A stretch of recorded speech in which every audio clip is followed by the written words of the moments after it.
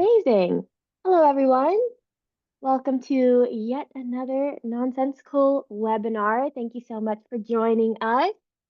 We have some new faces on the call. Well, actually, they've been on some of our previous webinars, but it's been a while. So we'll do some intros in a little bit, give people some time to join and say their hellos.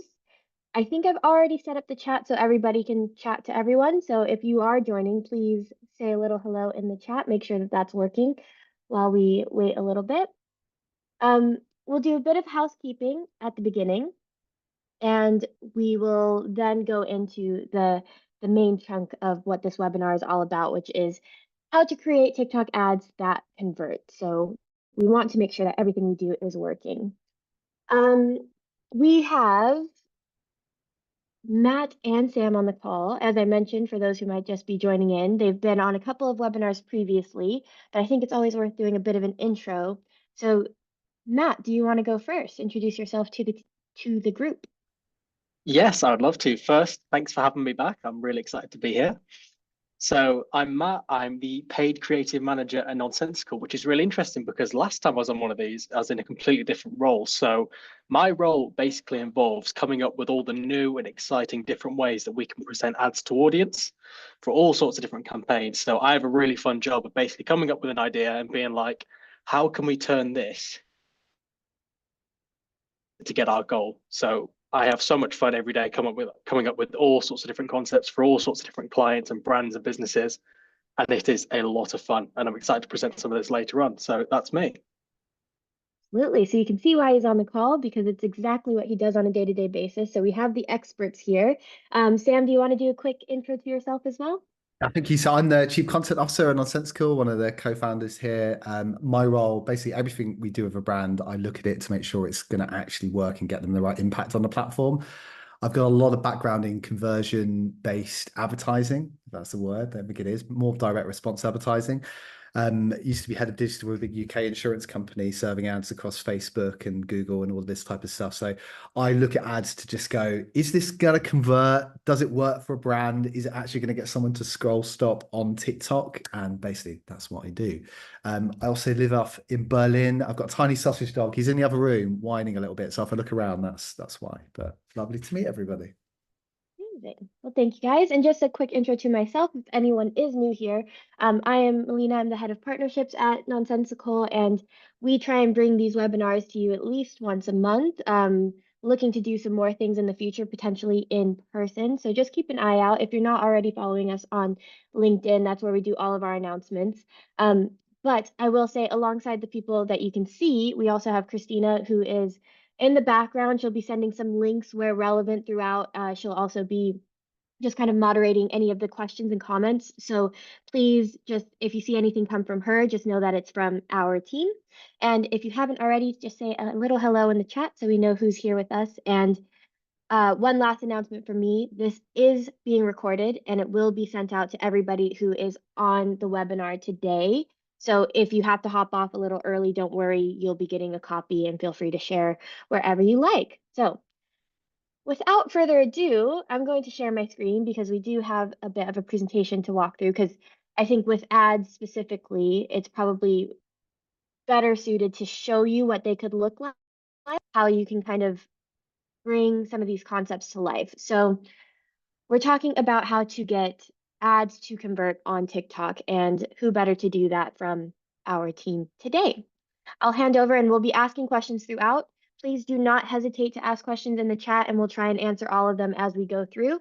But please also just know that we are trying our best to get around to all of them. So if we don't hit it on this one, we will follow up via email as well.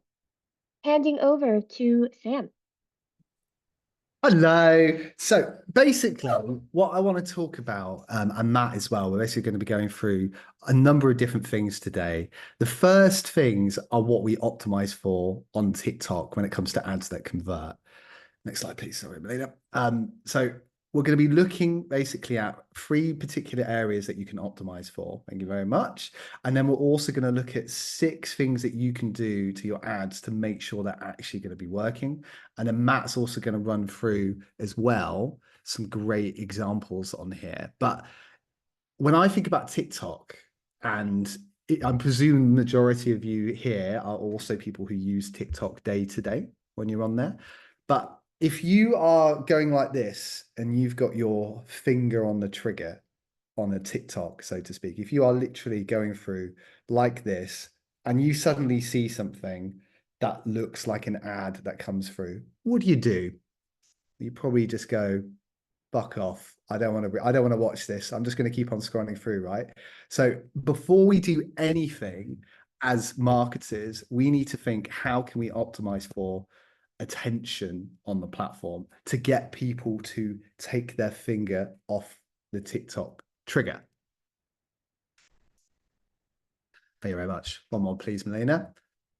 So this, when I talk about attention on the platform, I very much mean like you've got that finger on there and you've seen something that just makes you go, hello, what is that? That is interesting. That's grabbed my attention as a user for whatever reason that could be.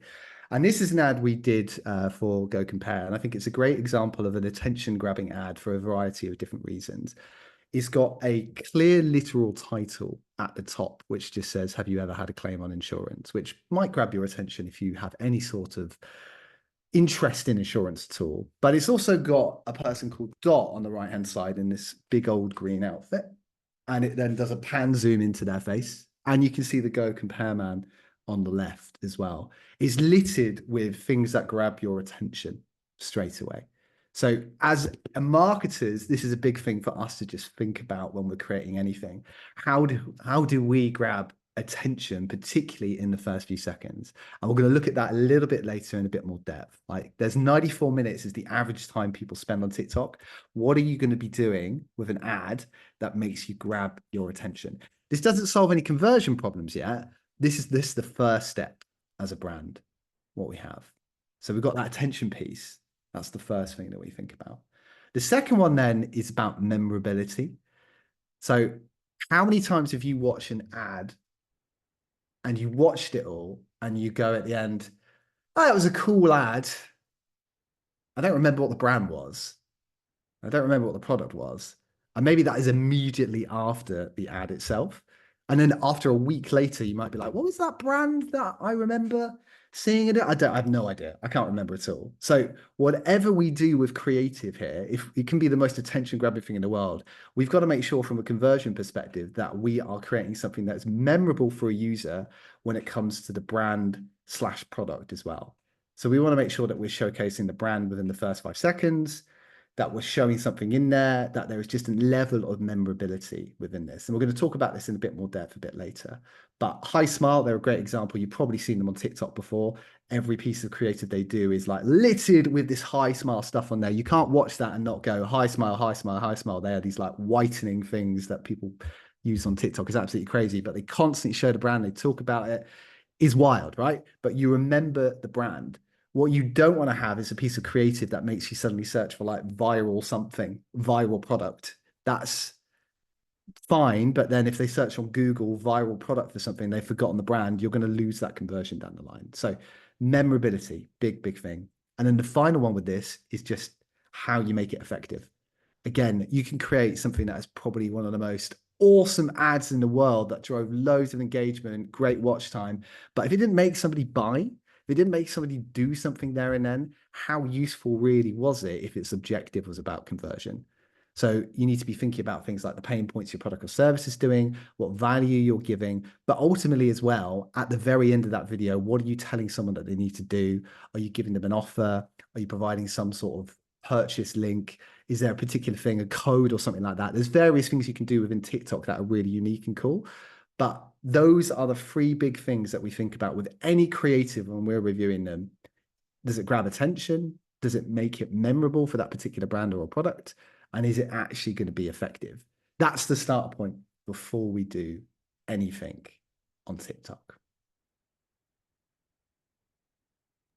Real quick, before we go into the next one, just on the make it effective part, some of the things that we've seen on clients that we've done before is we might get like a really great click-through rate, and then it doesn't always translate into a high conversion rate. And one of the things that we can do from a creative perspective is kind of remove any questions of what is expected of the audience once they click through. So for example, I think, let me go back one. Oops. Um, you see how it's showing you kind of a journey that you go through. This is something that we started to incorporate. I don't know, Sam, I can't remember, was it Car Cloud specifically that we did where it's like it shows you the steps that we needed you to take to kind of help us when you click through as an audience, there's no surprises. So that also helps move along that effectiveness because the creative can be great, but then once they get through to the process, if there's too many steps that they weren't expecting, they can back out right away. So what are those things that we can do from a creative perspective upfront to say we removed every single question that this audience might have to then make it even more effective once they click beyond that original advert? Over to Matt. I was just going to say the amount of times where we've had the conversation where we've said, "Oh, I saw this video last week. I can't remember what it was, but basically, blah, blah, blah, blah, blah." And you remember the contents of the ad, but you can't remember what the brand is, or half the time you can't remember what the product is, but you remember that storyline, which we'll go into later. That's why that's so important. But those key points that Sam mentioned of being memorable and being effective, if you've not got those planned into your strategy, there is pretty much no point because you've already forgotten it. And this is from us who work in this industry. If we can't even remember when we need to use these ads for case studies and examples to show clients, you really need to think what like someone who doesn't work in this industry is going to take away from your brand. So that was, yeah, just a few really good points just of how to make your ads effective. Now, when it comes to ad creative, there is so many different things which you can do to improve them, to make them memorable, to make them more effective, to make them just stand out. Because you've got to remember that people scrolling on TikTok are scrolling, like Sam said. Half the time, as soon as they've scrolled a few steps, they've already forgotten what they just watched, let alone what product it was they might have been seeing if it is an advert. So we've picked 6 things that we think are really important when it comes to making your ad creative better, more memorable, more iconic, essentially, because you've got to make yourself stand out. Because if you don't, you will be forgotten. So the first one, and this is probably my favorite one because it is so relevant and it's getting harder and harder and harder to make this applicable because more people are getting savvy and switched onto these things. But we've all had those times when we've watched an advert and you kind of come away from it and you think that was literally just a robot speaking. And it's basically just someone who you can tell is reading off a script and they are just reading the brief that they've been given, which is where authenticity comes into play.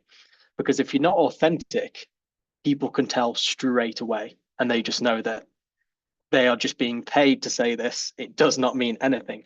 So when it comes to us making ads, we always try to think, right, let's put this from a creator's perspective or so a person's perspective rather than a brand. And how can we make this sound natural and authentic? And the kind of tagline that we do to remember this with all the creators we do is make TikToks, not ads.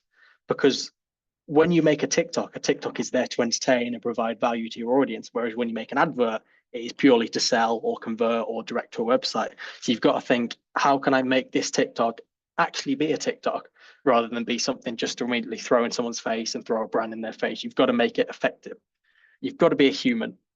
And I think that's a lot of things what a lot of brands forget because they just think sell, sell, sell. Whereas they forget, okay, we actually need to make this look legit and look like someone's actually talking rather than they're just being paid to talk about a brand. Now, we do this in loads and loads of different ways, whether it's labels on screen or whether it's just the way they talk. There's loads of different ways you can try, which is where we'll talk about variations later on. But there's so many different ways that you can make a video authentic, but you've always got to have it in the back of your mind when you're viewing a creative. Does this sound real? And if I wasn't involved in this process, would I believe it? So you've got to have it look like a TikTok, feel authentic, make it not feel scripted, keep the branding subtle. And that is a big one that we'll talk about because if you do it over the top, people are just like, nope, I'm being sold to, bye, like Sam said. And utilize the TikTok features because that is huge. So make TikToks, not ads. Absolutely. And I'll just add one thing on this before we move on.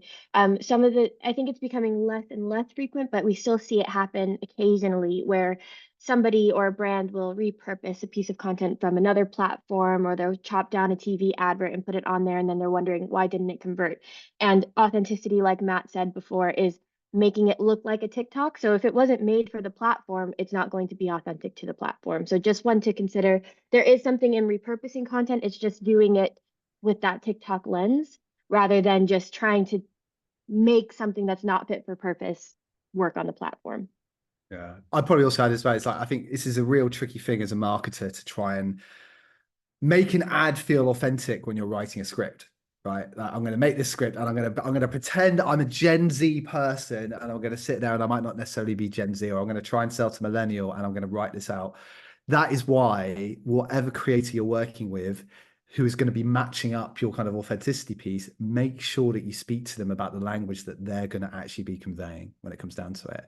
If they don't feel comfortable saying something, it will just be so obvious in an ad. So try and work with creators to get those scripts, or like keep the scripts relatively like loose, I guess, like the key messages within there, but leave some stuff blank for a creator to fill in, because you can just tell it when somebody's sitting there and going like, and this is why I love this favorite thing. And you're just like, oh, you don't believe it. So you've got to get the creators just as involved in this as when you do it. I think a lot of that comes from brands needing to trust creators more as well. Like sometimes you just need to say to a creator, we know you're a bubbly character. We know you've got good humor and jokes and you can be really natural. So sometimes you just need to say, right, we trust you. Use some of your personality in this. As long as you nail these points, we're fine with whatever else. And obviously that comes with a lot of risk if it's new creators and things, but that's why building relationships over a long time can be really effective, because you think this creator is perfect because they're funny, or this creator is perfect because they've got a really good poker face, for example. Like there's loads of different ways which you can work with creators to get that ongoing relationship really well. But yeah, authenticity. And then the next one, and this one can honestly be your superpower if you nail it right, and that's being relatable. The reason people are going to stop is because they find something relatable, they find something natural, they find something like, oh my God, that was me last week. Like, how many times have you sent a video to your friend and been like, lol, this was you at the stag do, lol, this was you last week, this was you the other time, this was me. The amount of times that content gets thrown about is because it works. So what marketers are doing is they're using it for their paid strategy as well as their organic now to think, how can I stop someone from watching because they think, oh, this is actually really handy, or this is really useful. And that's where creators and hooks are really important, because if you can get your hook, like you see at the top of the screen there, if you can get that to relate to the person who you want to watch, they're going to stop and be like, okay, this is for me. Let's watch. Why? And you've only got a few seconds to get their attention. And we'll talk all about attention triggers later on. But if you can get a video that's relatable to someone, they are way more likely to watch, consume, share, buy your product, whatever your objective is, because they think, okay, this is for us. And there's different ways you can do this. Like it says here, if your audience is mainly female, then use a female creator, because that one links back to the last point of being authentic, but two, it's relatable if it's talking about something, or if it's talking about a male product or whatever it is. You can use this in your strategy to make your ads way more effective by being relatable. Yeah, I think it's just like that aspect of attention, right? I'm scrolling around. How am I immediately conveying some form of relatability in that first few seconds? That could just be with the title on the screen. That could be the background. Like, this is a good example of a bloke in a skip. It's geared towards people who are in the trade. Like if you were in the trade, you're going to find that hyper relatable. If you're not in the trade, you're not going to give two shits about it. That's fine. The ad's not for you, but we want the people that it's relatable for to catch it there and then. If you're a football fan, you're going to want to watch this video. Like it's stuff like that that will just immediately designate it to an audience. That's just a big, big thing, because you could be selling the world's most boring product, but if you gear it to people that are actually going to be actively interested in it, then suddenly you found your relatable audience. That's just a big thing to think about. And then the structure, this again is one of my favorite things to talk about, because structure has changed so much over the last few years. At one point it was this, whereas now it can just be a small video, it can be a long video, medium video, whatever you need, because there's so much room for optimizing and testing and trying new formats. And that's why really the annoying answer is there's no right answer of what the right structure is. Like, yes, some ads tend to do better if it's a certain length or structure, but there's loads of different ways you can try it. So sometimes you've got ads which are literally 10 seconds long, one clip, all you need, one quick message, like you see in that first example there. Whereas other times you've got a bit more of a narrative where it's like, right, here's a solution, here's the problem, here's why you need this product, here's where you should buy, etc. And then you've got the journey, which is where someone will literally follow along a creator's journey while they're watching it on their screen, because they're invested to go from point A, point B to point C to eventually the end route. And there's no right way to do it. And it all comes down to experimenting and trying new things. But that's why it's so interesting, because with ads now, the structure can be whatever you want, as long as you make it entertaining and as long as you have those points where it is effective, it is memorable, it is eye-catching, it is engaging. There's loads and loads of different ways to do it. And that leads very nicely onto, okay, I lied. This is my favorite part about talking about ads. I could talk for days and days and days about hooks, because hooks to me are so fascinating, because here's what they don't tell you about hooks. That in itself is a hook. Everything you do in real life is a hook. When you're telling a story, when you're speaking to your friends, when it's like, you will not believe what I did at the weekend, or mate, you will not believe who I've just bumped into. You kind of stumble and you realize, oh my God, I'm doing hooks as I speak. And when I first learned about hooks, when I joined Nonsensical, I was like, oh my God, everything I do in life is a hook. So when it came to working on ads, you kind of realize that you can develop and make hooks in so many different ways to get people's attention. Because if you're not getting those people's attention at the very start, the whole ad is pointless. You could spend ages filming and working, developing this amazing video. But if you've got that tiny bit at the start wrong, it doesn't matter, because the rest of it is voided. It's dead timeline. No one's going to watch it, which is what hooks are so important. It's so intriguing, because you've got to build intrigue. You've got to get your audience in suspense to get them think, oh, okay, this is me, which relates back to that relatability. Or, oh my God, this is perfect for my mum. She loves this. And you've got to get them invested. And you've got to do it in the first 3 seconds. But what's really interesting about that is, a few years ago, it was the first 5 seconds, the first 10 seconds, and it's getting shorter and shorter and shorter and shorter. So you're going to have to come up with new and creative ways to get people's attention quicker and faster, because people are switching on, or switching off, I should say, because they're just not interested unless you can get something which is going to get their attention. But what's cool about hooks is there is so many different ways to do it that it's not just a text hook anymore. There's loads of examples, which I'll run you through now. So you've got visual hooks. So for me, visual hooks are probably one of the most effective ones, because this is what they're going to see straight away. So for example, in this one here, you see the glasses in the case. Immediately when I found this ad, I was intrigued, because I was like, what on earth is that? The first example I saw was with a piece of gold being put in there. And I was like, am I into gold or glasses? No. But what is this? And I was really intrigued.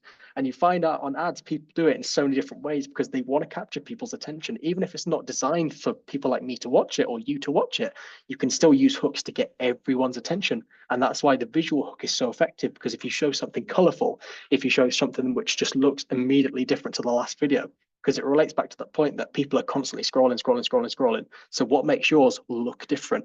So it's just something to consider when you are, why should people stop on this one? And does this look different from the last video? So I see videos sometimes where people will choose black and white.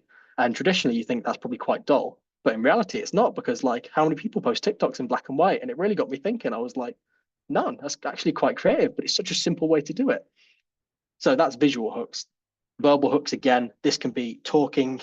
And these are a lot of fun, because you can be really dramatic, or you can be really subtle, or you can be really loud or really quiet, as I like to experiment with loads of our creatives, because there's so many different ways to make verbal hooks work.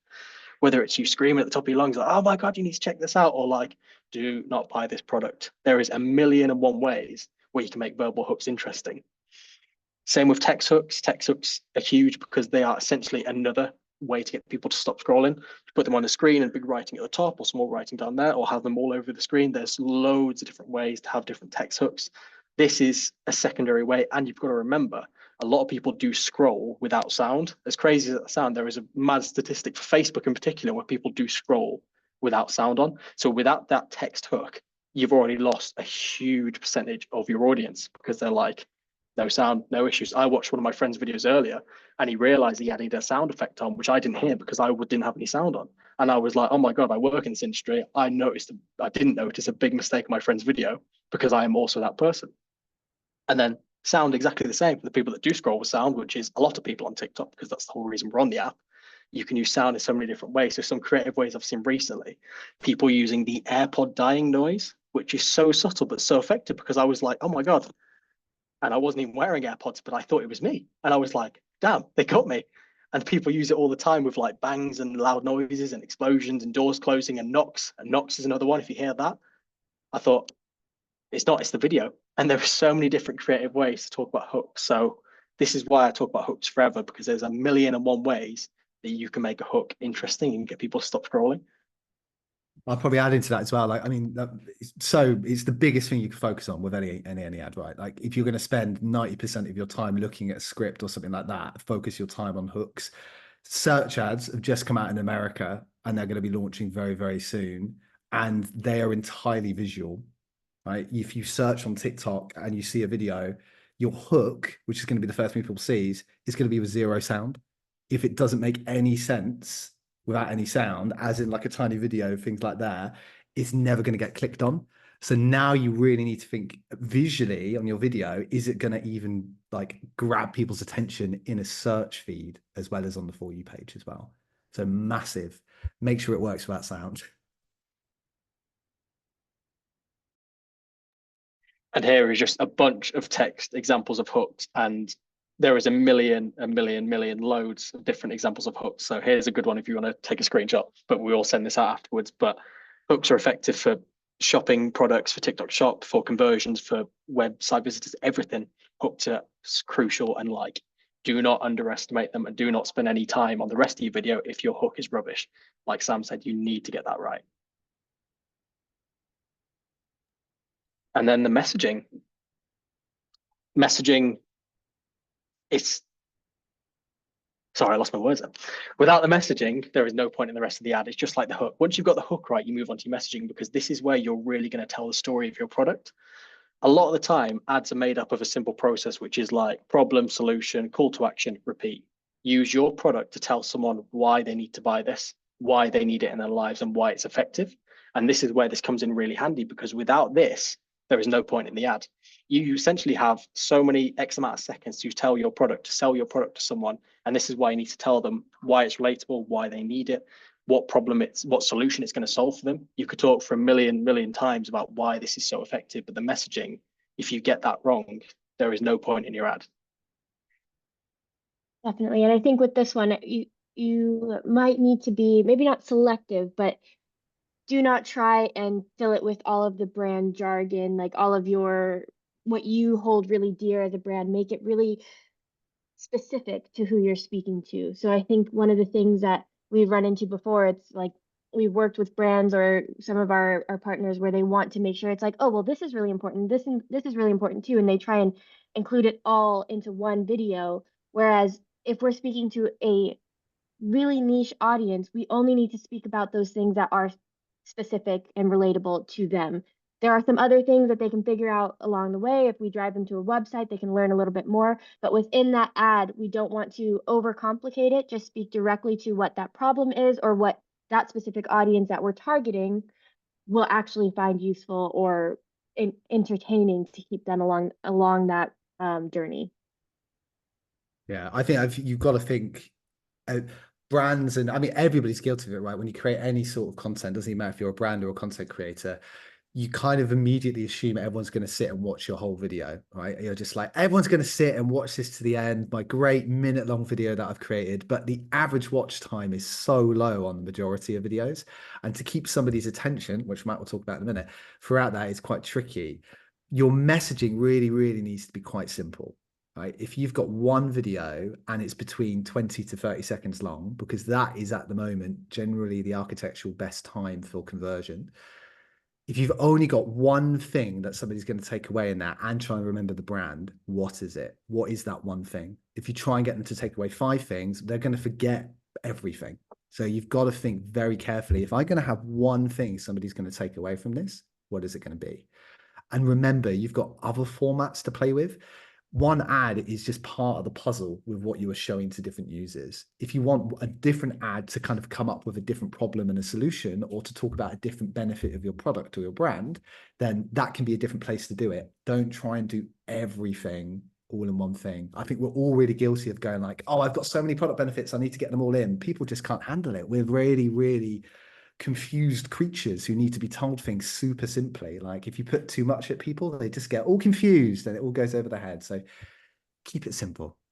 Keep it simple in the messaging.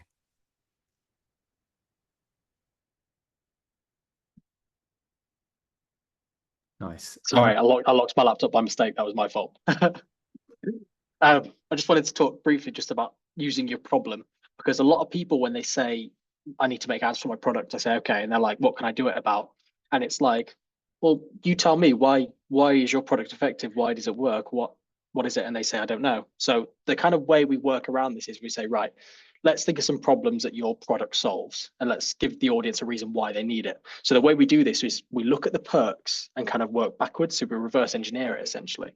So we'll say, right, so if your product makes people save some time, it gives them less time to, they waste less time on doing whatever, and it gives them whatever, loads of different random ones. We basically use those and say, okay, so what's the reverse of that? What is the problem of that? And then that can be your hook. That can be your structure. That is your selling point. And then you've got what you can lead your video about. And you can do this a million times. You could do one video about one problem, one about the other, one about the other. You could try combine a few, but like Sam says, if you do too many, people switch off because they think, oh, I can't handle it, it's too much. We need to keep things simple, which is really crazy because you think the more benefits would surely sell them, but that's not always the case. And then the only thing you've got to consider is once you've got your problem, once you've got the reason to start your video, is it too niche? Like, is this something people are actually going to relate to, which relates back to that relatability? Is it something people are actually going to think, oh shit, okay, that's me, my bad. I need to solve it. And would it get people to stop scrolling? Like, you've got to take yourself out of the picture and think, okay, you know your product. Yes, you like it. Yes, it's your bread and butter. It's your baby. It's whatever. But does anyone else care about it? Probably not. So what are you going to do to get them to stop scrolling? Because this is something that you need to sell to someone. And then the last one, and this applies to any single bit of creative, whether it's organic or paid, does it make sense with no context? Because when you work for a brand or a business, you obviously know everything there is to know about your product or your service, but you've got to remember everyone else doesn't. And a lot of the time, it's probably the first time they're seeing it, unless it's a really big brand. If this is your first time launching an ad campaign, they've never seen your product before. And although it might be your life, it's not their life and they don't know that. So you've got to think, when you're combining all of these together, does this make sense? Yes or no? And it can be a really kind of critical battle you can have about your own content. But if you don't have it, you might as well just say goodbye to all the budget you're going to spend on it because it doesn't make sense. I'll just give a quick example of one that I fell for recently. So I have two dogs and they're a little bit anxious. So the problem that was presented to me on TikTok was, do you have anxious dogs? I mean, it was speaking directly to me. And I was like, yes, I do. I zoomed in, I watched the rest of it. And I bought the calming oil that now helps my dog get calm. And I will say it actually does work. So I didn't fall for something that was kind of a bit of a scam.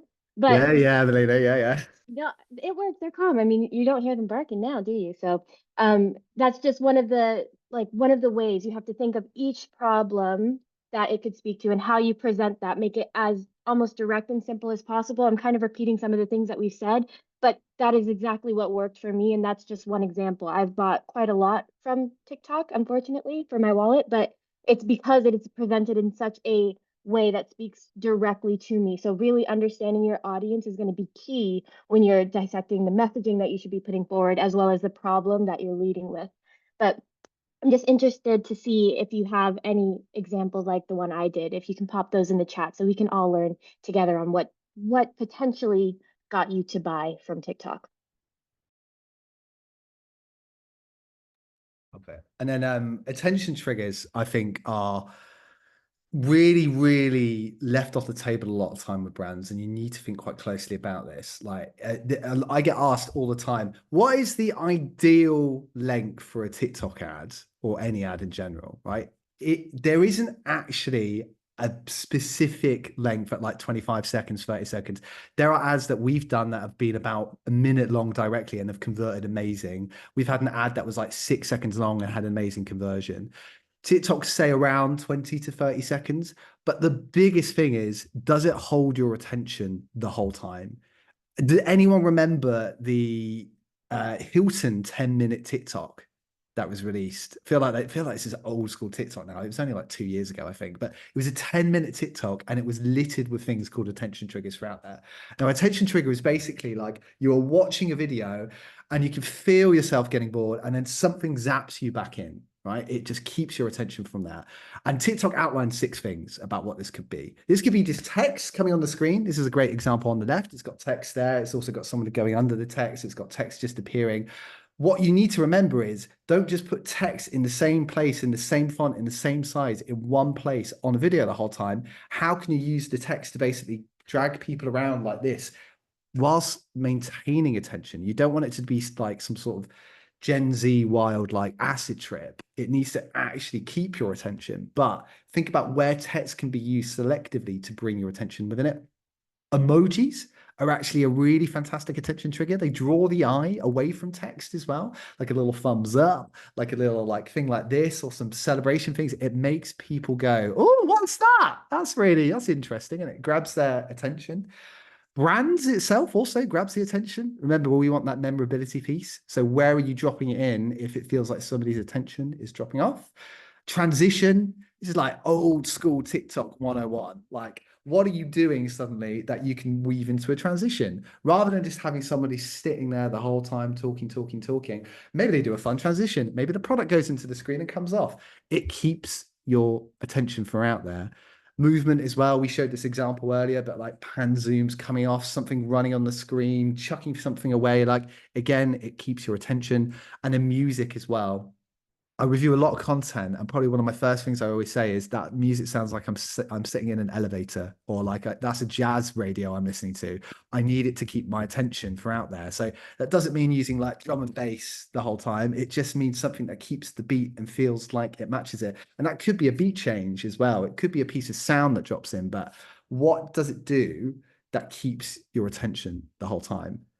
1 minute is super long. You can keep your attention if you use lots of this stuff. So ask yourselves that when you review pieces of content, does this keep my attention? If you watch it back and you go, I was bored, I dropped off. Great, get rid of it. Put something else in, put an attention trigger in. It is massive. Keep on looking at this. Massive, massive, massive, massive. And I'll just add, one way to always get Sam's attention is use monkey spinning monkeys on an ad. Send it to Sam. That's incredibly niche reference. I wonder if anyone gets that. It's like the that song. 20. There we go. So 6 things: authenticity, relatability, structure, ad hooks, messaging, and attention triggers. Think about that with content. But just remember, we optimize for attention. You watch those ads back that you create. Did it grab your attention? Do you remember the brand? Do you remember the product? And actually, if you watch that cold, because get everything out of your brain that you already know about this brand. The guilty thing we all have as marketers is remembering everything we know about a brand. You have to ruthlessly watch something cold and go, if I watch that as Mrs. Miggins browsing TikTok in her bed, 45 years old, would I have come off the end of that thinking, oh yeah, I'm going to go and buy that now? If that does not make you do that, it's not effective. So make sure you think about all of these things when it comes to creating your ad content. Thank you very much on that one. Matt has got some really interesting ad types as well. I think these are really, really popular formats at the moment, right, Matt? Yeah, so I purposely went through the TikTok ad library and I was like, what gets my attention? And I picked the ones which physically got my attention. And I thought, damn, okay, they're really good. So I thought, what best way other than sharing them? So let's have a look at some of these. So I talked about it already at the start, but making your creatives relatable can be huge, especially when it's a relatable scenario. It works really effectively when you know exactly who your audience type is, whether it's people, for example, like this, people listen to music or go to the gym or whatever. You can get those people straight away because you think, right, this video is going straight to this audience. We can target them. What scenario is going to be relatable for them? And that's when I saw this ad. Now, this ad, as you can see, it's about headphones dying at the gym. And the reason this one's really effective is because when you listen to it, it's got the AirPod noise dying at the start, which we've all heard. And I was like, oh my God, my headphones are dead. Everyone's going to hear my music. And then I'm not even wearing AirPods, which is why I was like, damn, okay, that got me. And the reason why this is so effective is, one, because it's filmed from this perspective. So it is literally like you're at the gym, you are lifting the weights, and damn, my headphone died. Even if you don't go to the gym, it's just like, damn, okay, you're watching this from someone's actual perspective, which is why it works really well. The ad as well, it's really subtle. It doesn't rely heavily on voiceovers or things like that. It's very simple, which is a really interesting way to make your ads engaging because it's not over the top and it's not like da da da da da. It's just this, problem, solution, like you'll hear us say over and over again. And this ad does it so effectively. So when you are making a creative, think, what scenario can I relate to? What is something which loads of people are going to think, oh my God, this is so me. So for example, it could be when you go shopping or when you, I don't know, open your phone in public and music plays. You've got to think so many people are going to be engaging with this because it's like, damn, this is me. And the next one. This is the next one, or did we skip another one? Cool. Present a demonstration. These are really effective, especially with the introduction of TikTok Shop. These kind of videos have made a bit of a comeback because they're just really authentic and really natural. And now you'll hear us say authentic. I probably say it more than any word other than legend. I say it a lot because it's so crucial when you're making your adverts. So in this one example, the whole video is just about to present it using this tool, which helps solve migraines, which, by the way, I want. This sounds mint. Put it in your ear, squeeze, and that's how it works, right? And I watched this and I was like, she has sold it to me. I don't know this person. She is a complete stranger to me, but I trust her because the whole video is literally her saying, I got this, here's what it does, here's how you use it, buy now. And I was like, okay, you've sold it to me. It's simple, it's straight to the point, but it's honest, it's genuine, it feels natural. It feels like she's literally in her car filming, which makes me feel like, okay, this is an actual person. This isn't someone who's been paid to sell me this, although they probably have. It gives you that vibe where it's like, okay, I need this, and here's why, because it's authentic. And if your ads aren't authentic, everyone's going to click off because it just sounds like a robot. Sorry, not sorry. Challenges is a really good one as well. This one really got my attention. Like, one, can we just talk about that hook using the Apple Pay screen? I've not seen a brand do that before. So I was like, damn, that's really interesting. And I think it's interesting because brands don't really want to talk about spending money because at the end of the day, every advert is going to be like, this product's amazing and this is why you need it, blah, blah, blah, blah. By the way, it's 20 quid, but you should buy it. Like, brands don't really do that. Whereas this one, it uses that money thing straight away, which for an ad is really effective. But I like this one because it has that one relatable scenario at the start of challenging a sibling. It's like, I'm getting someone to do something. But I think it's the most effective because it gives you that entertainment. Most ads think product sell first, product in your face. Whereas this one's like, no, let's give the audience some entertainment. And that's, oh, I challenged my sister to do this. Here's how it went. And then that way they can shoehorn in these products and be like, oh, so I got this for X amount, and I got this for X amount, and this for X amount. And here's where I got it. And that's when the presenter comes in and is like, by the way, if you want to do this as well, here's where you can get it from. Here's all the products you can get. And I was like, I really like this because it's so natural and it's so authentic.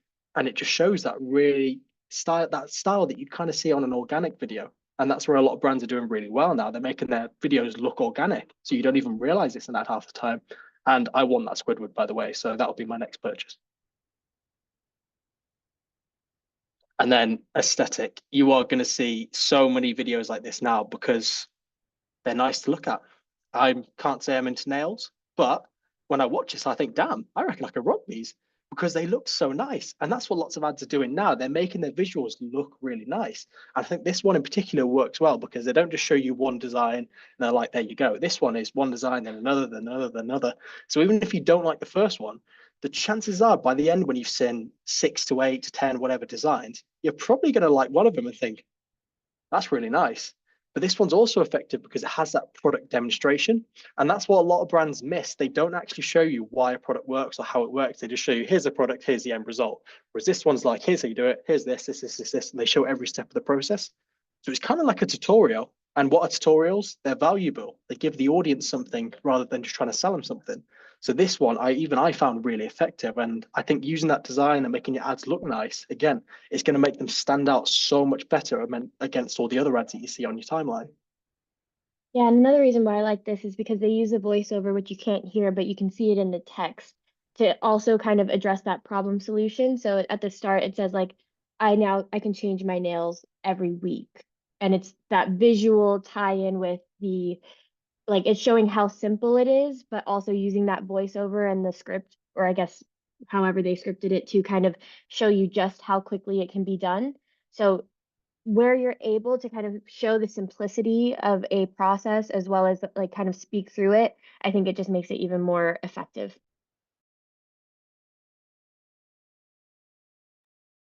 All right. Any questions from the team? I'll ask a couple, I guess, to get us started, but if there's anybody in the chat that has any specific questions that they would like to ask while we're on the call, just kind of start firing them over. You can use either the Q&A function or the chat. We'll pick them up either way. But I guess for anyone who's kind of starting out, because assuming like there's some people that have heard about the power of TikTok ads, but not really sure where to start in terms of maybe it's finding that initial problem that they can solve or otherwise. What are like 3 key takeaways that you would recommend? We've kind of talked through the methodology of how to build it, but what are some things that you've seen ads do really well that you can condense into 3 ways that you can make a successful ad when starting from the very, very beginning, maybe never done it before, or even if they have some content that they can potentially repurpose, what would you have them start out with from day one? Oh, God, that's a big question. 3 things.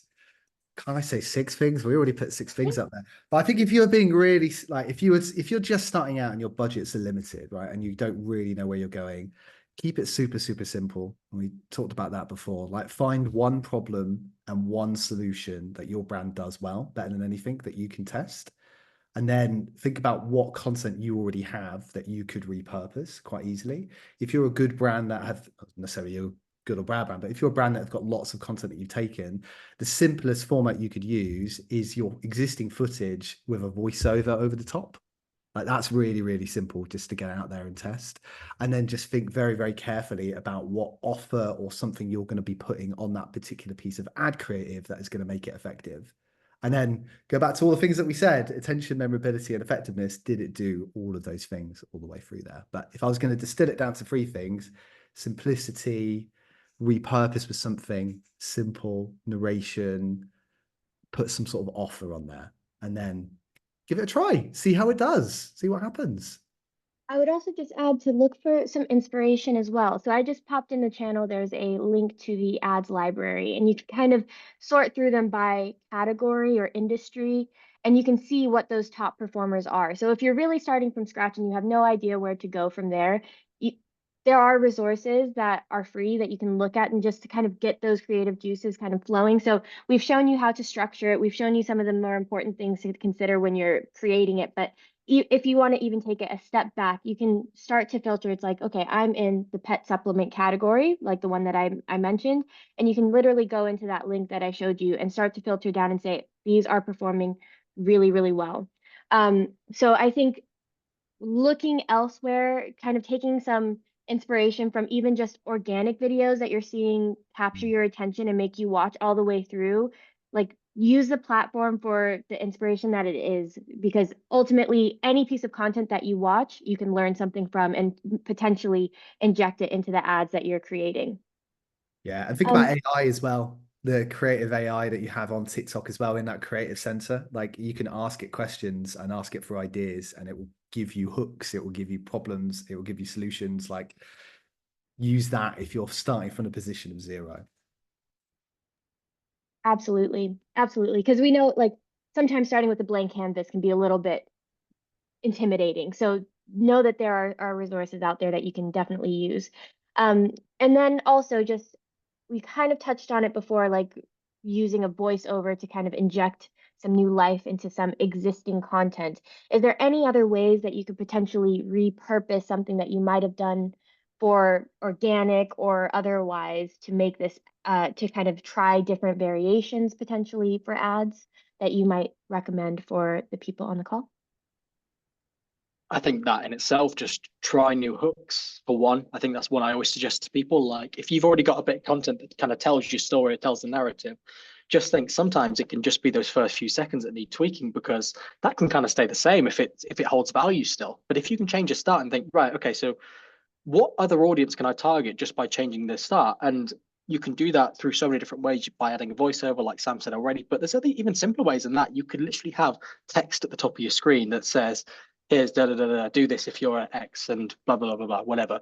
Sometimes just changing the text can make all the difference. And I think that's what people don't kind of grasp, that variations don't have to be big, complex reshoots and something really out there and crazy and expensive. It can literally just be a selfie clip of you saying, oh, if you do X, this is for you. Or it can be text that just says, if you're a duh, this is for you. And it can be simple. It doesn't always have to be over the top. It can be those kind of minor, simple things.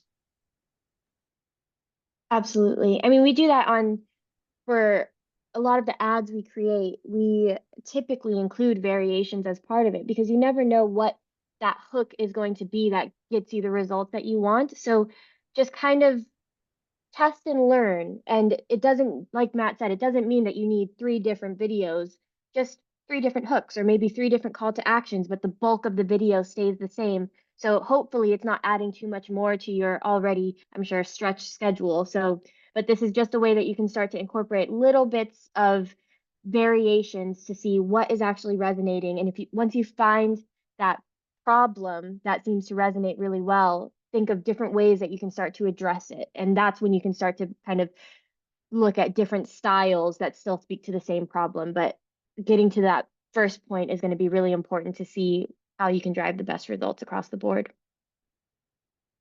Amazing. We have a couple questions in the Q&A. So one of them specifically is about B2B. So any specific advice for B2B sales? Our product sells to other businesses rather than consumers. Any and all tips welcome. So a little bit of an open one, but is there anything that you would either focus on a little bit more knowing that it's B2B or think about completely different knowing that it's B2B rather than just direct to consumer? I wouldn't think about it any differently than how you've positioned it already. Every consumer is the same. The hardest thing on TikTok is B2B selling. It's not impossible, but you've got to immediately think about something that's going to be relatable to somebody who is going to be selling that product.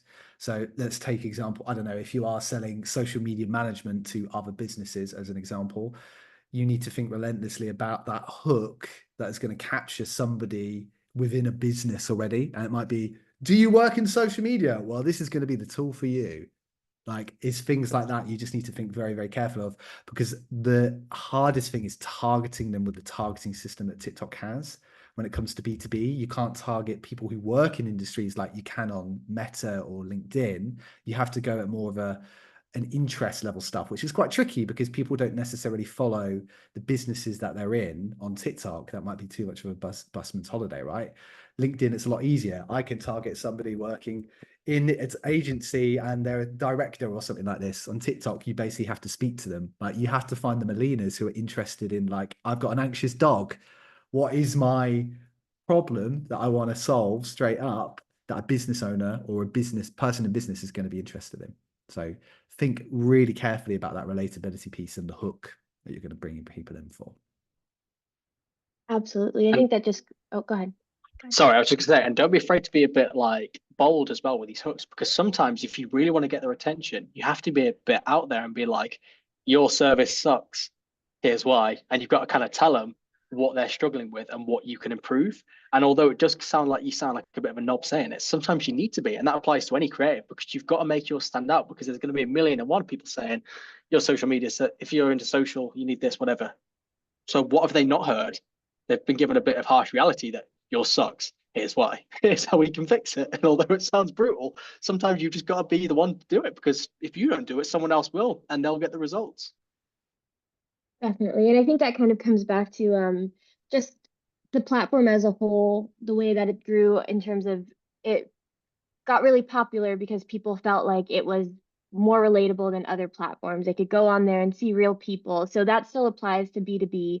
You have to think about the people behind the business rather than the businesses that you're trying to sell to themselves. At the end of the day, the decision makers are individuals. So what are those individuals particularly interested in and how can you help them? So I think we think about that across every piece of content, whether it's paid, organic, it's really just trying to understand the audience to the nth degree. Who are they on an individual level rather than a business overarching level? Amazing. We also had a question about hooks specifically, and if there's any that we particularly think are overused. For example, they gave one that was Megan is the person who asked. Megan frequently gets served the TikTok shop ads that say, someone's getting fired. How is this so cheap? And I've definitely seen a lot of those myself. Are there any that we think is kind of lost its effectiveness, or any that we think are working particularly well at the moment on the flip side of that? Oh, that's a really good question. I think the danger we have as marketers who browse TikTok and look at stuff is that we pick up on what we're seeing consistently a lot more than the general consumer does. We might think it's saturated, but it might not be from a consumer's perspective. Matt, take over. Yeah, so I would kind of just flip it on its head and be like, okay, if that's the case, then what hooks have you not heard? Kind of like what I said before. And it's like, if you're in their shoes, what would get you to stop scrolling? So I know it kind of counterproductive to the question, but like, okay, so if that's overused, try to think, well, what hasn't been used? And that's why I always use that your ex sucks because whatever. Not your ex, I'm sure your exes are lovely, but you know what I mean. And that's how you got to think about it. Like, what would get you to stop scrolling? Because if you can get you stop scrolling, who is an expert, who is a marketer, you know what you're doing. The chances are someone who doesn't work in this industry, it will probably work on them. So there's loads of examples which are overused, and we could sit here all day, and I would love to and talk about ones which are overused, but there is literally too many to go through. But I mean, like, it's not always the case because even TikTok made me buy it. I still see ads with loads and loads and loads of views, whereas to me that is like so repeated it's unreal. Whereas to the consumer, that could work, and it could work time and time again, and it does work because people's TikTok shops like purchase list is crazy. Yeah, I wouldn't necessarily say there's any that have lost its effectiveness. I think it depends on the product and the industry. I think it really does vary. Like you said, if you're seeing somebody saying on TikTok shop specific ads, somebody's getting fired, how is this so cheap? The next thing that the viewer is going to be thinking is, okay, what is it that's cheap? The product. If it's a product that they want and it's cheap, they're going to buy it whether or not the hook is effective or tired, for example. So I think really it's less about the hook itself because that is still attention grabbing. Even if you're annoyed by it, you're still thinking, oh, here we go again. But what is it? What is it that's cheap? So you can test a couple of different things. I think there's also an element that's really important on TikTok about like frequency that we talk about a lot. Like you don't want to over frequent an audience with the same creative. So there is something in variation, but I wouldn't say it's necessarily um, single-mindedly towards hooks themselves. It's more just if you're speaking to them, make the solution different or make the product maybe more of the focus at the beginning rather than the hook itself and just kind of getting it in there. Because if it's cheap and they want it, the hook doesn't really matter. So that's just my 2 cents. Yeah, I'll probably I jump in because I was having a coughing fit there. Thank you guys for speaking then. I think if the hooks is like that initial point on grabbing attention, right? The way to judge a hook isn't necessarily about did the ad convert. It's actually did it grab attention at the beginning and what was the retention of my video. Look at the retention and the average watch time to kind of understand that graph that you can see within TikTok ads of did loads of people drop off after this particular point. Well, if they stayed longer than on another ad, that hook, which might be something that's been seen quite a lot and relatively saturated, has still been doing its job. The rest of the ad has got to do the hard work, which is telling the story and getting people to actually go and buy off the back of it afterwards. Like you could do the best hook in the world. If your ad's a pile of dog shit, it's never going to work really. And you could do the worst hook in the world and something that has got a really good structure afterwards. And that could probably actually work really well at the same time. So just really, really look at the data of what you've got to judge it before going something saturated or not saturated. Because also sometimes repeatability and things that people have seen elsewhere work really, really, really well. Like, what is your spin? What are you going to do differently? If it feels saturated as well, maybe there's a way to flip it. Like if somebody's literally saying like, I'm going to get fired for this. And like you literally had someone getting hit in the face with a fish and it turned out the fish got fired. I don't know. Like you actually really, really put a different spin on it. That was a terrible creative idea I just come up with. But that is the type of thing you can do. Like lean into it. Everything's got some form of potential when you try and push it on TikTok. Definitely. We have one more question about metrics to look at, and I feel like this is dependent on the campaign itself. If you're looking for a conversion campaign, you measure it against conversions. If you're looking for a brand awareness campaign, it's probably viewership. But can you hear me still? I heard a weird noise. Okay. But there's also some metrics that you can do to kind of look at creative effectiveness. So average watch time is probably one. You can see when people drop off. I don't know if there's any other, Sam, that you would add to that.